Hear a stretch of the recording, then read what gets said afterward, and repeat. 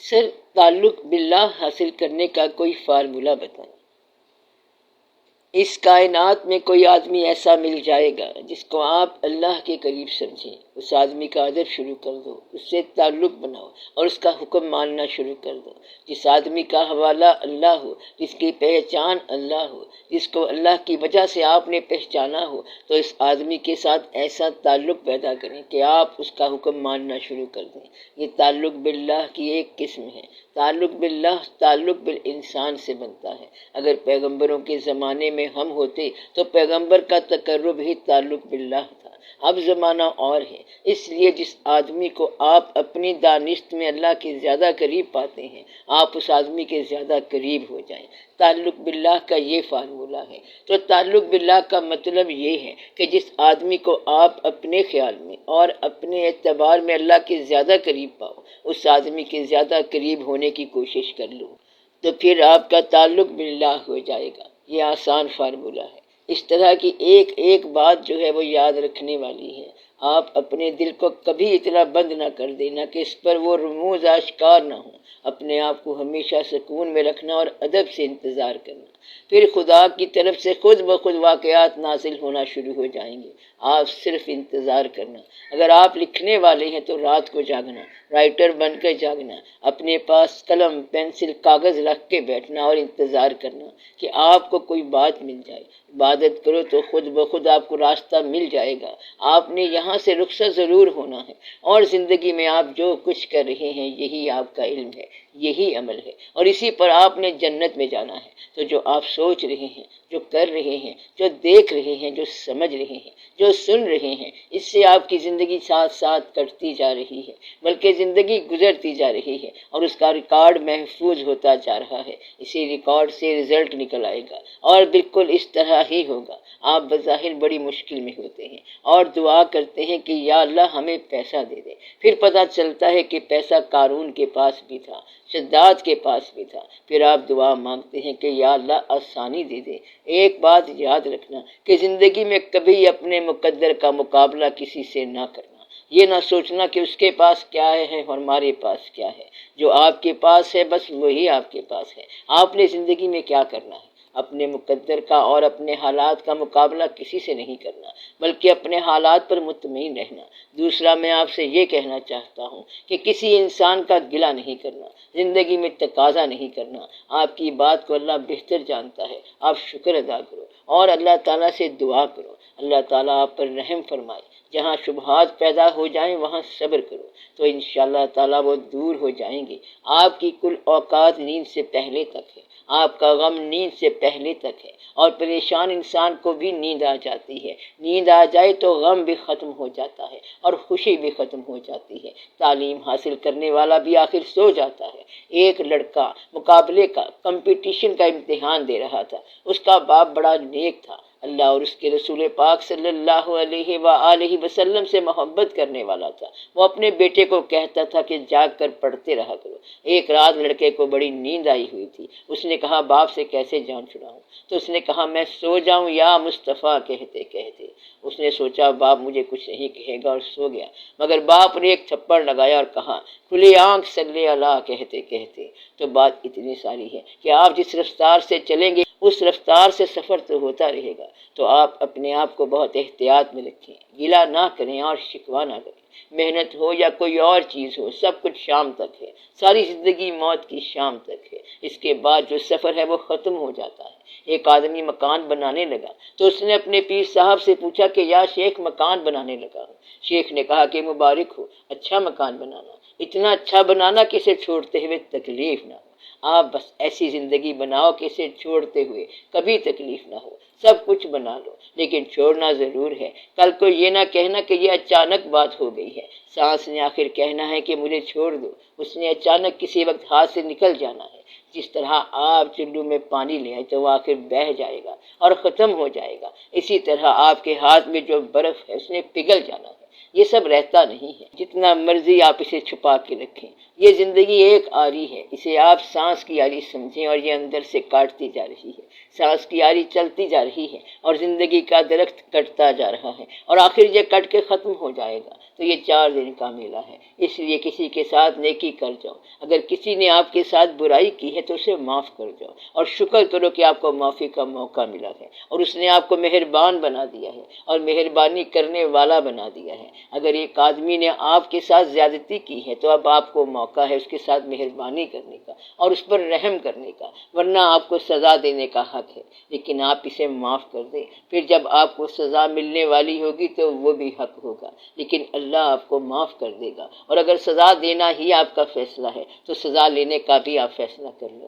کیا آپ کو یہ بات منظور ہے؟ جس نے کہا کہ ہم سزا دیں گے تو پھر وہ سزا کے لیے تیار ہو جائے۔ پیر مہر علی کا واقعہ ہے کہ کہیں آپ کو ایک مرید ملا، اس نے کہا کہ میرے ہاں کھانا کھائیں۔ وہ آپ کی محفلوں میں بھی آتا تھا، آپ نے اس کا کھانا قبول کر لیا۔ اس شخص کے حالات زیادہ اچھے نہیں تھے، پھر بھی اس نے کھانا تیار کرایا۔ پیر صاحب کو کہیں جنازے پہ جانا پڑ گیا، اس لیے وہ اس مریض کے گھر نہیں جا سکے۔ دوسرے دن انہوں نے مریض سے کہا کہ ہم کھانا تو نہیں کھا سکے، پھر کسی دن آئیں گے۔ ان دا مین ٹائم اسی دوران آپ حج پر چلے گئے۔ اس غریب کے دل کو بڑا صدمہ ہوا۔ جب آپ حج پر گئے تو آواز آئی کہ آپ کا حج قبول نہیں ہے، پہلے آپ اس غریب کے ساتھ معاملہ طے کر کے آؤ، تو جس کو آپ نے آفینڈ کیا ہے، ناراض کیا ہے، پہلے اسے راضی کرو۔ اگر دل توڑ کے جاؤ گے تو حج قبول نہیں ہوگا۔ تو سارا حج ہی اتنا ہے کہ انسان کو راضی رکھنا، اس کو راضی رکھو جس کو راضی کرنے کو آپ کا دل نہیں چاہتا، کیونکہ جس کو دل چاہتا ہے اسے تو آپ راضی کرتے رہتے ہیں۔ اگر آپ کی طبیعت چاہے اور راضی رکھو تو یہ تو آپ کی انا ہے اور آپ کا نفس ہے، اور اگر طبیعت نہ چاہے اور اس کے برعکس راضی رکھنے کی کوشش کرو تو پھر یہ نیکی ہے۔ جو آدمی آپ کو اچھا لگتا ہے اسے تو آپ پیار کرتے ہیں، سلام کرتے ہیں، کیونکہ وہ آپ کی چاہت کی بات ہے۔ اور جب چاہت نہ ہو، نفرت کا مقام ہو، غصے کا مقام ہو، تو راضی تو اس وقت رکھنا ہے۔ کسی پر مہربانی کب ہوتی ہے؟ جب اس کا حق نہ ہو، وہ وقت ہے نیکی بڑھانے کا۔ ایک دفعہ ایک سائل کسی کے پاس آیا، وہ آدمی لے تو لال کرنے لگا، تو فقیر نے کہا کہ بات سن، کچھ اللہ کے نام پر دے اور ہمارا شکریہ ادا کر کہ تم جیسے تنگ دلوں کو ہم سخی بنانے کے لیے آئے ہیں۔ تو اس لیے اپنی سنگ دلی کو چھوڑو اور زندگی میں سخی بننے کا موقع تلاش کر لو۔ سنگ دلی کے اندر سخی بننے کا مطلب کیا ہے؟ جس آدمی کا حق نہیں ہے اس کو معاف کرنا سیکھو۔ تو اپنے سنگ دل اور اپنے پتھر دل کے اندر نرمی کا لہجہ اختیار کرنا آپ کے اپنے حق میں بہتر ہے۔ یہ اللہ کی مہربانی ہے کہ اس نے آپ کی سنگ دل زندگی کو نرم دلی میں بدل دیا، اور یہ حکم اس لیے ہوتا ہے کہ آپ رحم کرو، اس لیے انصاف کی بجائے رحم مانگو، ورنہ انصاف کرو گے تو پھر آپ کے ساتھ بھی انصاف ہوگا۔ اگر آپ کا فیصلہ یہ ہے کہ غلطی کی پنشمنٹ سزا ہونی چاہیے تو آپ لوگ غلطی نہ کرنا، اس طرح آپ کو پنشمنٹ ہو جائے گی، سزا ہو جائے گی۔ آپ اسے معاف کر دیں اور کہیں کہ خدا کے لیے تجھے معاف کیا، کیونکہ میں غلطی کروں گا تو میری پنشمنٹ ہو جائے گی۔ اس لیے آپ ان باتوں کو چھوٹی باتیں نہ سمجھیں بلکہ ان کو بڑی باتیں سمجھا کرو، تو آپ کا باطن جو ہے وہ آپ کے چہرے سے نمایاں ہو جاتا ہے۔ جس طرح اللہ تعالیٰ کا ارشاد ہے کہ اور مجرم اپنے چہروں سے پہچانے جائیں گے، اسی لیے جن کا دل نیک ہوتا ہے ان کے چہرے کی پیشانیاں روشن ہو جاتی ہیں۔ یہ اللہ تعالیٰ کے اپنے انتظامات ہیں۔ اس لیے جب کسی انسان کے خلاف آپ کے دل میں کرودھ ہو تو آپ اس کے خلاف اس کرودھ کو نکالو، لوبھ کو نکالو، لالچ کو نکالو، نفرت کو نکالو، حسرت کو نکالو اور اپنے چور کو خود نکالو۔ چور نکل جائیں گے تو صحیح شے آ جائے گی۔ لالچ کا معنی ہے اپنی موجودہ حالت سے زیادہ امیر ہونے کی خواہش۔ غریب ہونے کا ڈر بھی لالچ ہے۔ غریب ہونے کے ڈر کی بجائے آپ اللہ تعالیٰ سے فضل مانگو۔ اللہ تعالیٰ کو گنتی کا اکاؤنٹ پیش نہیں کرتے، یعنی کہ یا اللہ یہ میری تنخواہ ہے اور یہ میرا خرچہ ہے، بلکہ اس سے کہو کہ بس تو آپ ہی مہربانی فرما۔ اللہ تعالیٰ جب مہربانی فرماتا ہے تو یہ حساب کتاب بھول جاتے ہیں، اور اگر آپ گنتی میں رہنا شروع کریں گے تو پھر بڑے انفیئر ہو جائیں گے۔ گنتی کبھی خوشگوار سرفرازی حاصل نہیں کر سکتی۔ آپ میری یہ بات یاد رکھیں۔ دعا یہ کرے کہ یا اللہ ہمیں گنتی سے بچا۔ زندگی 4 دن کا میلہ ہے، جو تو نے دینا ہے آسانی سے دے۔ ہم کب تک گنتے چلے جائیں گے؟ ہم پرایا مال گنتے جا رہے ہیں۔ کوئی بندہ پیسے ساتھ نہیں لے جا سکتا، لے جائے گا تو قبرستان میں چیخیں ہوں گی۔ اگر وہاں لے بھی جائے گا تو کیا کرے گا؟ وہاں کھانے کا شوق بھی نہیں رہ جاتا۔ تو دوسروں سے تعلقات کا نام کردار ہے۔ کردار کیا ہے؟ ہیومن ریلیشن، یعنی انسانوں سے تعلقات۔ آپ یہ غور کیا کریں کہ are you going to punish people? Are you going to reprimand people? Are you doing justice to the people? And as you do, so will be done to you. یعنی کیا آپ لوگوں کو سزا دیتے ہیں؟ کیا آپ لوگوں کو تنگ کرتے ہیں؟ کیا آپ لوگوں سے انصاف کرتے ہیں؟ اور جیسے کرو گے ویسے آپ کے ساتھ ہو جائے گا۔ اس لیے اگر آپ رحم مانگ رہے ہیں تو رحم کرو۔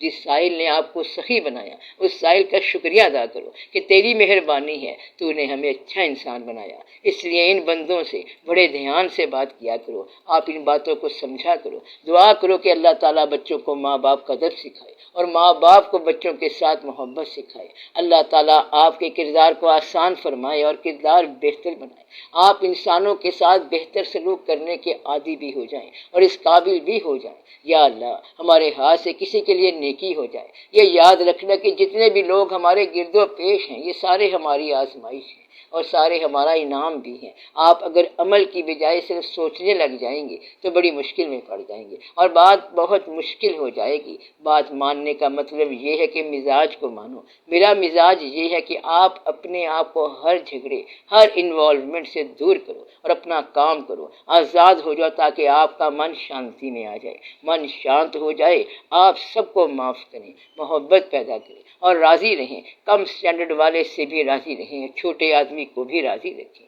چھوٹے آدمی کو راضی رکھنے والا بڑا آدمی ہوتا ہے، بلکہ بہت بڑا آدمی ہوتا ہے۔ بڑے لوگوں کی آپ بے شک پرواہ نہ کرنا، لیکن جتنا چھوٹا آدمی ہو اس کے ساتھ غور اور توجہ سے ڈیل کرنا، یہ بڑی خوبی ہے، ورنہ پتہ نہیں چلتا کہ کیا کرنا ہے اور کیا ہونا ہے۔ ایک آدمی بڑا اداس تھا، وہ دفتر کے کیشیئر کے پاس پیسے مانگنے گیا۔ کیشیئر نے کہا ابھی تو پچھلا ایڈوانس بھی رہتا ہے۔ اس کو یہ بات بڑی بری لگی۔ اس کے پاس ایک گھڑی تھی، وہ اس نے بیچ دی۔ پھر وہ ایک شراب خانے میں پہنچا، وہ لہر میں آیا ہوا تھا۔ اس نے دیکھا کہ دو آدمی زور آزمائی کر رہے ہیں۔ انہوں نے کہا کہ تم بھی زور آزمائی کرو۔ اس نے زور آزمائی کی اور شکست کھا گیا۔ اس کی پیاس اور بڑھ گئی۔ جب اس نے شراب کا پیالہ منگایا تو اس کا ایک مہمان وہاں آ گیا اور شراب پی گیا، اور وہ بیچارہ اس طرح پریشان کا پریشان رہا۔ یہ اس لیے ہوا کہ وہ کسی کا کہا نہیں مانتا تھا۔ جب کوئی بزرگ آپ کو کوئی کام کہہ دے اور آپ نے نہ کیا تو وہ ناراض ہو سکتا ہے، کیونکہ اس بزرگ کی حساس طبیعت ہوتی ہے۔ حساس ہی تو بزرگ ہوتا ہے۔ بزرگوں کے ساتھ ایک مقام پر لاڈ پیار کی بات ہوتی ہے، لیکن جب آرڈر کا مقام آ جائے تو آرڈر کو obey کرتے ہیں، تعمیل کرتے ہیں۔ ہم محفل اس لیے کرتے ہیں کہ ناممکن کو ممکن ہی تو بنانا ہے، باقی تو علم سارا ہی آپ کے پاس موجود ہے۔ نماز بھی موجود ہے، بلکہ ہر چیز موجود ہے۔ کوئی چیز تو ہو جسے کر کے انسان کو اندر تبدیلی آ جائے، وہی تو ہم کرنے لگے ہیں۔ اس لیے میرے ساتھ آپ لوگ کبھی کیئرلیس نہ چلنا، بے دھیان نہیں چلنا۔ یہ ہو کہ آپ نے اشارہ پایا اور ہاتھ اوپر کر دیے، اپنے آپ کو نیٹ اینڈ کلین پاک صاف کر کے دکھاؤ۔ اس لیے آج دعا کرو اللہ تعالیٰ پچھلی کوتاہیاں معاف فرمائے۔ آئندہ ایسا موقع نہ ہو کہ میں آپ کو اس طرح کی بات پھر کہوں۔ آپ اپنے گھروں کے اندر جتنی خوشگوار زندگی بناؤ گے اتنا ہی آپ کے لیے آسانی ہے۔ آپ زندگی سے گلہ ضرور نکال دینا۔ اگر آپ کہیں گے کہ مجھے اس شخص نے خود بخود ہی ناراض کیا ہے تو گلہ پیدا ہو جاتا ہے، مگر یہ تو ہمارے سبق کا ابتدائی حصہ ہے کہ گلہ اور شکوہ نکال کر یہاں آؤ، اپنے پروگرام بند کر کے آؤ۔ پھر ایک مرتبہ آپ کو بتایا تھا کہ دعا کی ضرورت کوئی نہیں ہے، کیونکہ اللہ تعالیٰ خود ہی مہربانی کر رہا ہے۔ لہٰذا آپ کسی انسان کے ساتھ جائز گلہ بھی نہیں کرنا، اور جہاں گلہ پیدا ہوتا ہے وہاں آپ احسان کرو، تو آپ اس کا گلہ نکالو اور اس کے اوپر مہربانی بھی کرو۔ یہ آپ کو میں نے احسان کا طریقہ بتایا تھا۔